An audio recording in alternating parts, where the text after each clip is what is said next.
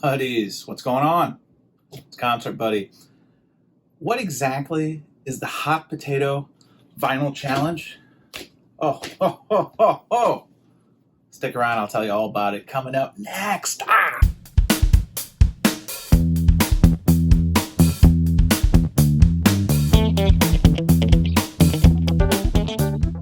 Now, buddies, if you've been dipping your toe in the bathwater that is the vinyl community, especially here on YouTube, you've probably exposed yourself to a lot of different types of videos. We've got vinyl tags, we've got top 10 lists, we've got threads, all kinds of contests, so much going on.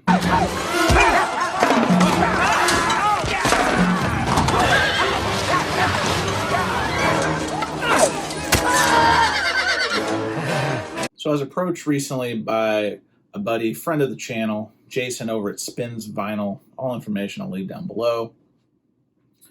About a new kind of idea, a thread, challenge, whatever you want to call it, where if you've watched any videos in the community, a lot of times when a release comes out, you'll hear a lot of people pick it up and then talk about it, right? Not necessarily a shootout per se, although those happen, but it's more of, hey, I've got this record, here's my impression. And sometimes, depending on the release, you can hear a wide range of opinions and commentary and all that sort of stuff. So Jason had this pretty clever idea, I'll give him credit there. What if everyone listened to a record and it was the exact same record? Because obviously systems can vary, our own hearing can vary, but what if the one variable that was static was the actual record itself? And it went to different people in the community, and you heard what their impressions of that particular record, that particular release was. That was a pretty clever idea.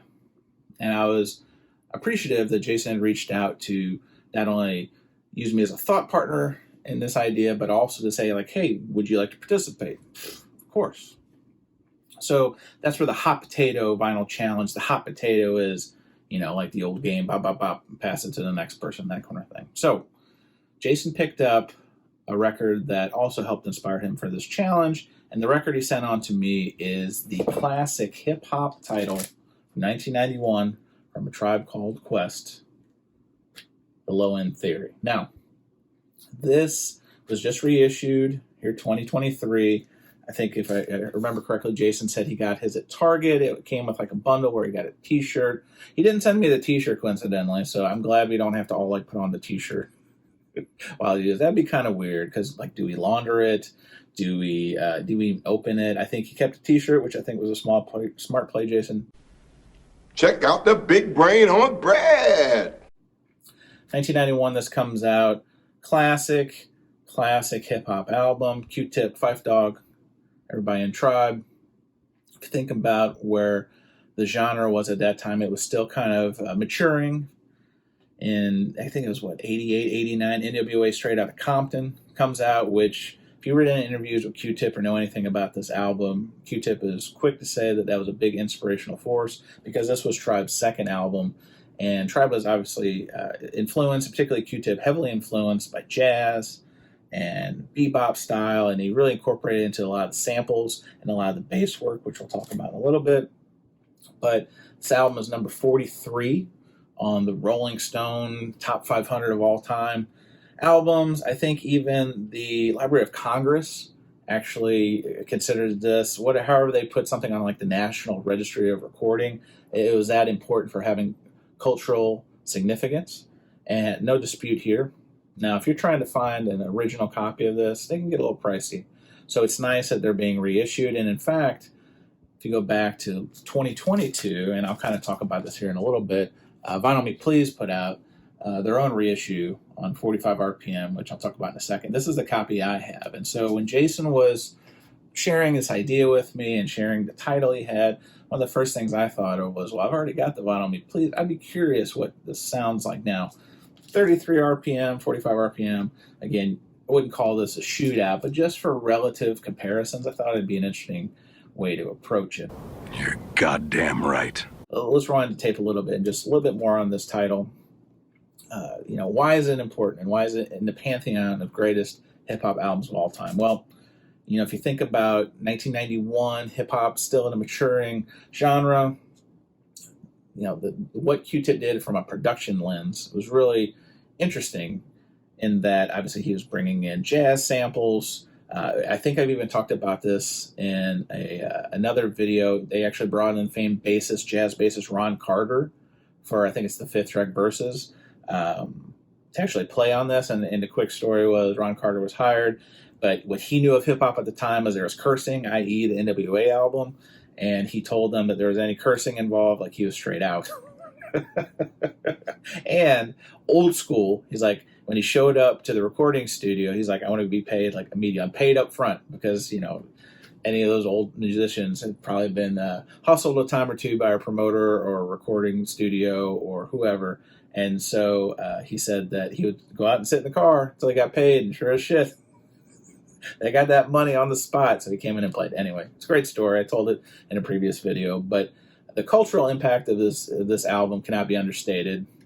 The big singles, if I recall, were I think it was Jazz. What We Got was released. I think that was the second single in November of '91. The first single was Check the Rhyme that came out in September of '91. But then the single that probably most people remember from this album for several reasons is literally the last track on the album, and that's Scenario. Here we go, yo.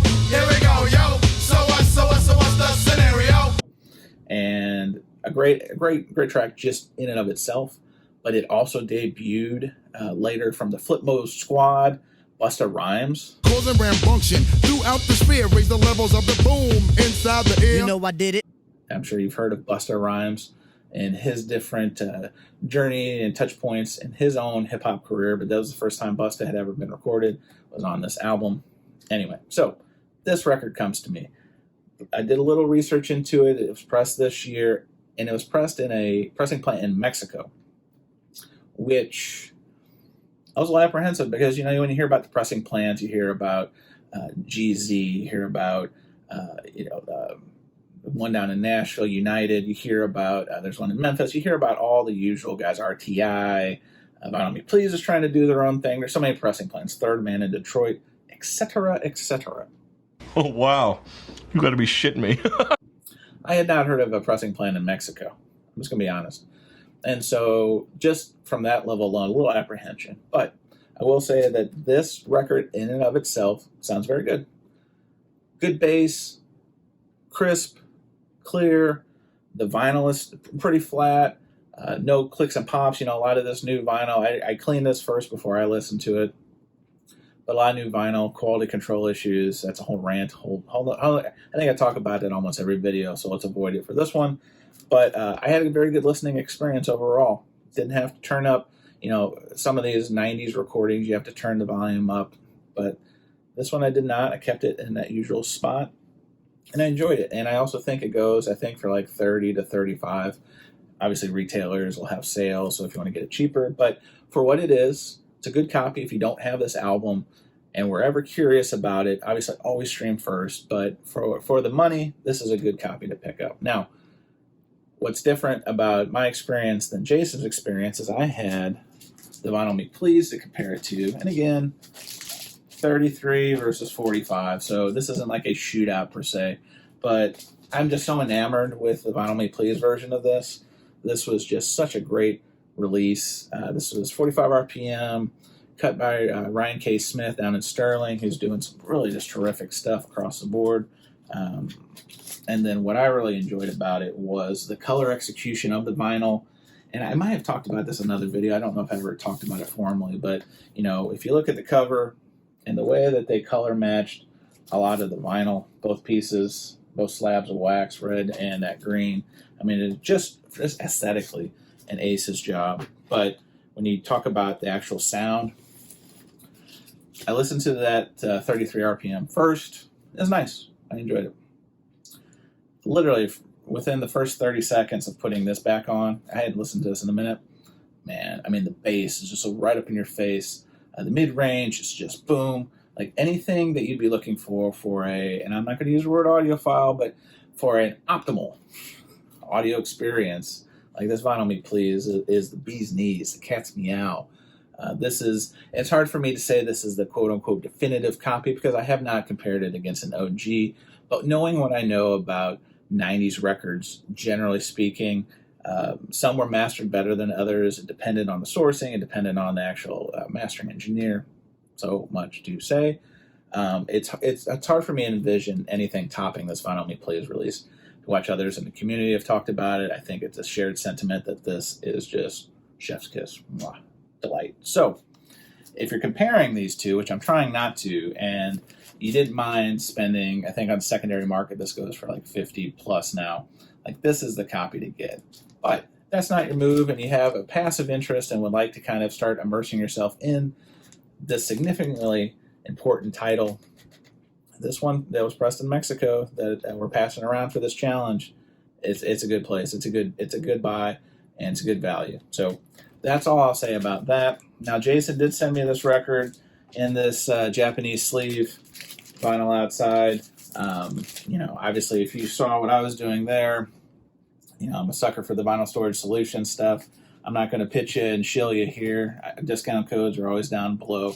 But I'm going to pass this on now to someone else in the community. And so I had to think about somebody who I know enjoys hip-hop, who appreciated this album, and somebody whose opinion I value. And so I'm going to be passing this on to Mr. Hall of Fame, Brandon, the OG, one of the OGs of the vinyl community, to get his thoughts, put it on his system, and see what he thinks about the actual record, this particular record. I don't know if he has any other recordings. My assumption is he probably does have other versions of this. He may not. I don't know. I haven't formally talked about it with him, but I'll be curious his thoughts on that. And, we're using this hashtag Hot Potato Vinyl Challenge, so you can follow there. But I would highly encourage you to follow Spinz Vinyl, Jason, his channel, and obviously Mr. Hall of Fame, Brandon. Like, if you don't follow him by now, what's wrong with you? No, you are so dumb. You are really dumb. For real. That's my input into this challenge. I'm now going to put this record off in this poor, don't show address, this poor Uline video. We're filling out this box with who's had it. I actually put my goofy sticker on there just because I have a bunch of stickers. Now, Jason doesn't know this about me, but if you've been watching my channel, you know that I hate these Uline boxes. Hate them. Hate them. Hate them. That is correct, sir. The worst. Worst of the worst. So I'm going to continue, since Jason's smart and wanted to kind of track where this goes, the journey, kind of like one of those old those trunk lockers back in the day, wherever they would travel, they put a sticker or stamp on it. Really like that idea. Don't like this box. So Jason, Uline. Come on, brother. No, I'm just kidding around. But yeah, not a fan of this box. I'm actually going to put this in a different box, a box in a box. So we'll continue this journey, but we're continuing with a little bit of protection.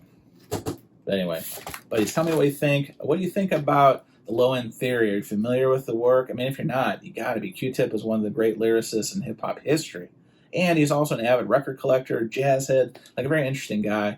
In of itself, he's had his own solo career, but I mean, he wasn't the only person in this band. Phife Dawg was a great lyricist. Unfortunately, passed away a couple years ago. But this album, banger, and this 2023 reissue, nice work on it.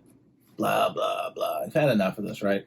Appreciate you watching, buddies. Your time is your most valuable commodity, and I sincerely appreciate you spending it with me on this channel, on this video, on all my videos, my live stream, yada, yada. A quick channel note, I do want to tell you that if you've been listening or watching any of my content here over the last couple of weeks, you probably picked up that I'm moving. I can see a lot of emptiness here in the Spin Center. I can't even see it. We got these goofy U-Haul boxes. It's a lot of work.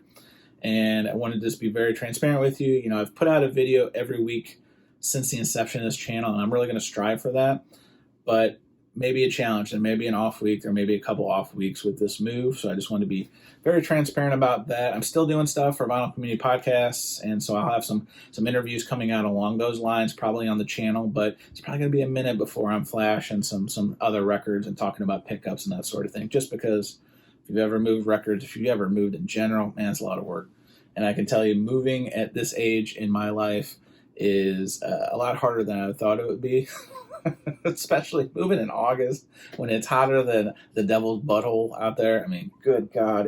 I've probably lost 40 pounds in sweat, and then I just put it right back in food and beer and everything like that. So, buddies, thank you for your time. Just want you to know that about the channel. There may be a couple weeks where there may not be a video, so don't fret. I'm out there. Videos coming. Always check out Vinyl Community Podcast, because we're always going to have 10 out there. If it's not mine, it's going to be from my fellow contributors, Nadine Soul Disco, David Bianco, Safe and Sound Texas Audio Excursion, the Jazz Bums, the Record Spinner Dylan, so many others.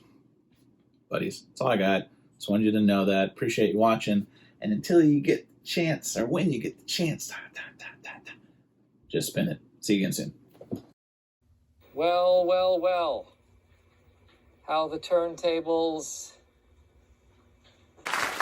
Well, we out of time.